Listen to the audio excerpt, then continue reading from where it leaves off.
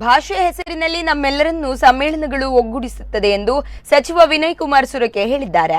ಪಡುಬಿದ್ರೆ ಗಣಪತಿ ದೇವಸ್ಥಾನದ ಪ್ರಾಂಗಣದಲ್ಲಿ ಕಾಪು ತಾಲೂಕು ತೃತೀಯ ಕನ್ನಡ ಸಾಹಿತ್ಯ ಸಮ್ಮೇಳನದಲ್ಲಿ ಮುಖ್ಯ ಅತಿಥಿಯಾಗಿ ಭಾಗವಹಿಸಿ ಮಾತನಾಡಿದ ಅವರು, ಕರ್ನಾಟಕ ರಾಜ್ಯವು ಮಿನಿ ಭಾರತವಾಗಿದೆ. ಇಲ್ಲಿ ಎಲ್ಲಾ ಭಾಷಿಕರು ನೆಲೆಸುವ ನಾಡು.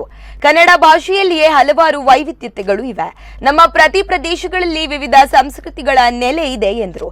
ಈ ಸಂದರ್ಭ ಪತ್ರಕರ್ತ ಹರೀಶ್ ಯಜಮಾಡಿ, ಗಾಯಕ ಚಂದ್ರಕಾಂತ್ ಆಚಾರ್ಯ, ಪಾರ್ವತಿ ಆಚಾರ್ಯ ಸಹಿತ 12 ಮಂದಿಯನ್ನು ಸನ್ಮಾನಿಸಲಾಯಿತು. ಬಳಿಕ ಪಡುಬಿದ್ರೆ ಗಣಪತಿ ಹೈಸ್ಕೂಲು ವಿದ್ಯಾರ್ಥಿಗಳಿಂದ ವಿವಿಧ ನೃತ್ಯ ಕಾರ್ಯಕ್ರಮಗಳು ನೆರೆದಿದ್ದವರ ಗಮನ ಸೆಳೆಯಿತು. ಈ ಸಂದರ್ಭ ಸಮ್ಮೇಳನದ ಅಧ್ಯಕ್ಷ ಡಾಕ್ಟರ್ ಭರತ್ ಶೆಟ್ಟಿ ಪೊಲಿಪು, ಇನ್ನ ಉದಯ್ ಕುಮಾರ್ ಶೆಟ್ಟಿ, ರಾಕೇಶ್ ಕುಂಜೂರು ಸೇರಿದಂತೆ ಮತ್ತಿತರರು ಉಪಸ್ಥಿತರಿದ್ದರು.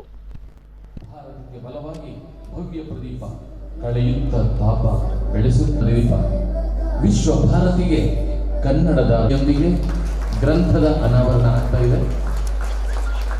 ಬಿಡುಗಾಗಿದೆ.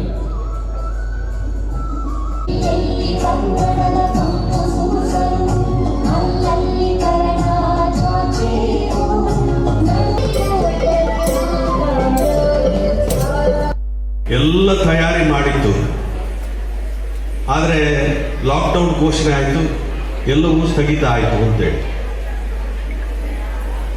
ಸ್ವಲ್ಪ ಮಟ್ಟಿಗೆ ನಾವು ಸುಧಾರಿಸಿಕೊಂಡು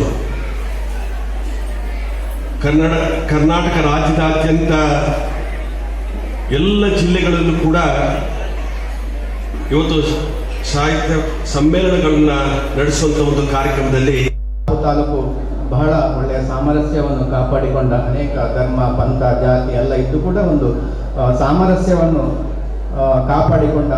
ಕಾಪಾಡಿಕೊಂಡು ಬಂದ ಧಾರ್ಮಿಕ ಕ್ಷೇತ್ರ.